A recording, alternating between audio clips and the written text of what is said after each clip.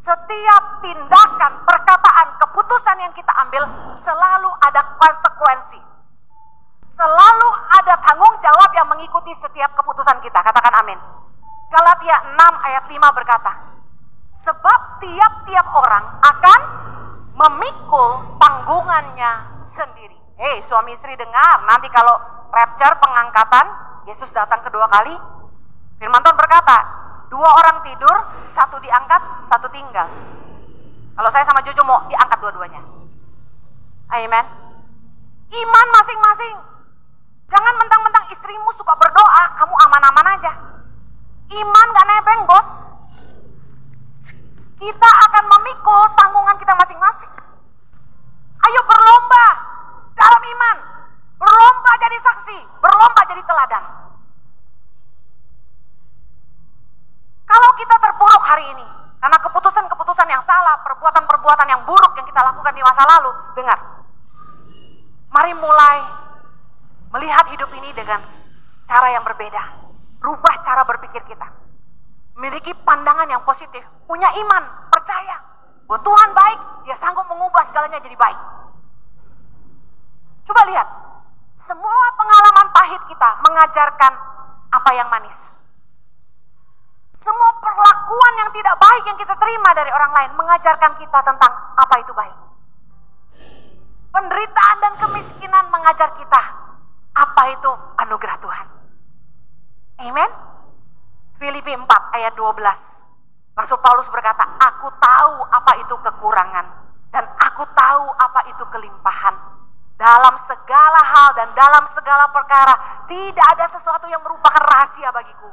Baik dalam hal kenyang maupun dalam hal kelaparan, baik dalam hal kelimpahan maupun dalam hal kekurangan. Katakan sama-sama, segala perkara dapat kutanggung di dalam Dia yang memberi kekuatan kepadaku. Kamu bisa, katakan kanan kirimu, kamu bisa. Bersama Yesus kamu bisa. Yang Anda harus lakukan hari ini, dengar baik, bangkit dari keterpurukan. Mulai menata masa depanmu menjadi lebih baik.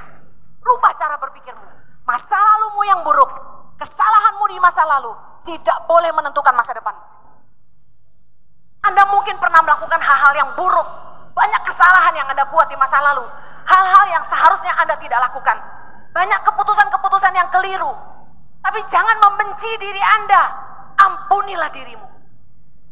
Berdamailah dengan masa lalumu. Ampunilah dirimu sendiri. Amen. Kadang-kadang kita marah sama diri kita. Kenapa gue lakukan itu? Kenapa saya lakukan itu? Kenapa saya bilang begitu? Kenapa saya begini? Mungkin kita pernah marah sama anak kita dan kita marah dengan cara yang salah. Saya menyesal tiap kali saya mengingat-ingat kesalahan saya dalam mendidik anak. Saya menyesal ketika saya ingat kesalahan-kesalahan yang saya lakukan sama suami saya. Tapi Tuhan mengajar saya. Seperti Tuhan mengampuni kita. Ampunilah dirimu sendiri. Don't give up on yourself. Jangan menyerah. Jangan benci dirimu. Berdamailah dengan masa lalumu. Amsal 11 ayat 7 berkata, orang yang murah hati berbuat baik kepada diri sendiri. Ingat, kemurahan bicara mudah mengampuni. We make a lot of mistake, but you have to forgive yourself. Katakan amin. Yang penting ini, penyesalan gak ada gunanya. Pertobatan yang menentukan masa depan kita. Saya ulangi, penyesalan gak ada gunanya. Pertobatan yang akan memulihkan kita. Yesaya 1 ayat 16, baca sama-sama. Basuhlah, bersihkanlah dirimu. Jauhkanlah perbuatan-perbuatanmu yang jahat dari depan mataku. Berhentilah berbuat jahat. Belajarlah berbuat baik. Usahakanlah keadilan. Kendalikanlah orang kejam. Belalah hak anak-anak yatim. Perjuangkanlah perkara janda-janda. Marilah, baiklah kita berperkara firman Tuhan. Sekalipun dosamu merah seperti kirmizi, akan menjadi putih seperti salju. Sekalipun berwarna merah seperti kain kesumba, akan menjadi putih seperti bolo domba. Ayat 19, jika kamu menurut dan mau mendengar, maka kamu akan memakan hasil baik dari negeri itu. Katakan amin. Yuk, kita tidak bisa membatalkan apa yang sudah terjadi. What's done is done.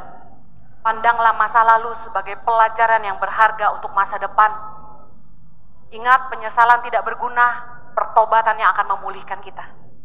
Kita tidak bisa mengubah tempat di mana kita berdiri hari ini, tapi kita dapat menentukan kemana kita mau pergi. Filipi 3 ayat 13 berkata, saudara-saudara, aku sendiri tidak menganggap bahwa aku telah menangkapnya, tapi ini yang aku lakukan. Aku melupakan apa yang telah di belakangku dan mengarahkan diri kepada apa yang di hadapanku. Katakan amin. Katakan sama-sama, aku melupakan apa yang ada di belakangku dan mengarahkan diri pada apa yang ada di hadapanku, dan berlari-lari kepada tujuan untuk memperoleh hadiah. Apa hadiah kita? Panggilan sorgawi dari Allah dalam Kristus Yesus. Saya mau akhiri. Ingat, kita tidak bisa pungkiri bahwa banyak hal buruk yang mungkin terjadi dalam hidup kita. Problems coming our ways. Ada hal-hal yang tidak baik, yang tidak seperti ekspektasi kita. Investasi yang gagal, bisnis yang tidak jalan, anak-anak yang tidak tumbuh jadi anak yang penurut, pernikahan yang tidak selalu rukun dan baik, pasangan yang tidak selalu setia, staf yang mungkin menjengkelkan kita, badai persoalan, kesehatan, keuangan, masalah, hubungan, ekonomi, bisnis, apapun datang dalam hidup kita. Ini yang akan membuat Anda kuat. Anda harus punya iman, percaya bahwa Allah turut bekerja di dalam segala sesuatu untuk mendatangkan kebaikan bagi orang-orang yang mengasihi Dia. Kuncinya, hiduplah mengasihi Tuhan. Maka segala perkara Allah turut bekerja. Katakan amin. Percayalah bahwa Tuhan setia, tidak pernah tinggalin kita. Kalau Anda punya pikiran yang positif bahwa Tuhan itu baik, Dia setia, Dia adil, Dia pasti kasih aku jalan keluar. Pencobaan-pencobaan yang aku alami tidak akan melampaui kekuatanku. Percayalah, Tuhan pasti akan memberi kemenangan kepadamu. Katakan amin. Suatu hari, murid-murid Yesus bertanya sama Yesus tentang hal buruk yang terjadi. Orang yang buta sejak lahirnya dalam Yohanes 9 ayat 1-3. Waktu Yesus sedang lewat, ia melihat seorang yang buta sejak lahirnya. Murid-muridnya bertanya kepadanya, Rabi, siapakah yang berbuat dosa? Orang ini sendiri atau orang tuanya sehingga ia dilahirkan buta? Jawab Yesus, baca sama-sama. Bukan dia, bukan juga orang tuanya, tetapi karena pekerjaan-pekerjaan Allah harus dinyatakan di dalam dia. Lihat, banyak hal-hal buruk yang terjadi. Jujur, menjadi misteri Tuhan, kita tidak tahu kenapa itu terjadi.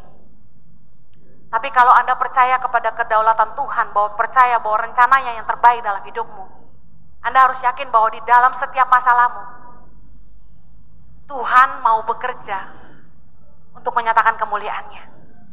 Dikatakan karena pekerjaan-pekerjaan Allah harus dinyatakan dalam dia. Apapun yang Anda hadapi dalam pergumulan hidup, ingat 3 hal. Saya ingin ingat secara cepat. Mengucap syukurlah dalam segala hal. Kalau Anda mengucap syukur, Anda akan punya pandangan yang lebih positif. Anda percaya bahwa Allah turut bekerja. Katakan amin. 1 Tesalonika 5 ayat 18 berkata, mengucap syukurlah dalam segala hal. Sebab itulah yang dikehendaki Allah dalam Kristus Yesus. Kemudian yang kedua, percayalah bahwa Allah setia. Perkatakan firman Tuhan terus. Perkatakan janji Tuhan. Puji Dia, sembah Dia saat Anda merasa lemah. 1 Korintus 10 ayat 13 berkata, pencobaan-pencobaan yang kamu alami adalah pencobaan-pencobaan biasa yang tidak melebihi kekuatan manusia. Sebab Allah setia, dan karena itu Ia tidak akan membiarkan kamu dicobai melampaui kekuatanmu. Pada waktu kamu dicobai, Ia akan memberi kepadamu jalan keluar. Katakan amin. Sehingga kamu dapat menanggungnya. Bahkan ketika ada penyakit datang, Yohanes 11 ayat 4, penyakit itu tidak akan membawa kematian, tetapi akan menyatakan kemuliaan Allah. Katakan amin. Sebab oleh penyakit itu anak Allah akan dimuliakan. Apapun masalahmu yang terparah, mari pegang janji firman Tuhan. Percaya, katakan, aku percaya Engkau setia, aku percaya Engkau setia, aku percaya janjimu setia. Katakan amin. Yang terakhir, menghadapi pergumulan, mari temukan maksud Tuhan dalam setiap pergumulan. Tuhan pasti punya tujuan. Ulangan 8 ayat 2. Ingatlah kepada seluruh perjalanan yang kau lakukan atas kehendak Tuhan Allahmu di padang gurun selama 40 tahun ini. Dengan maksud, baca sama-sama, merendahkan hatimu dan mencobai engkau untuk mengetahui apa yang ada dalam hatimu. Yakni, apakah engkau berpegang pada perintahnya atau tidak. Percayalah gini, kalau Tuhan tuh sampai ngizinin ada masalah, tekanan, problem datang dalam hidupmu, pasti ada tujuan Tuhan di situ. Bertanyalah, Tuhan, apa yang Tuhan mau Saya mengerti. Semakin cepat kamu mengerti, semakin cepat masalahmu selesai. Andalkan Tuhan, rendahkan hatimu, dan percayalah bahwa Dia setia. Mengucap syukurlah. Hidup kita tidak selalu baik, tapi percayalah Dia baik.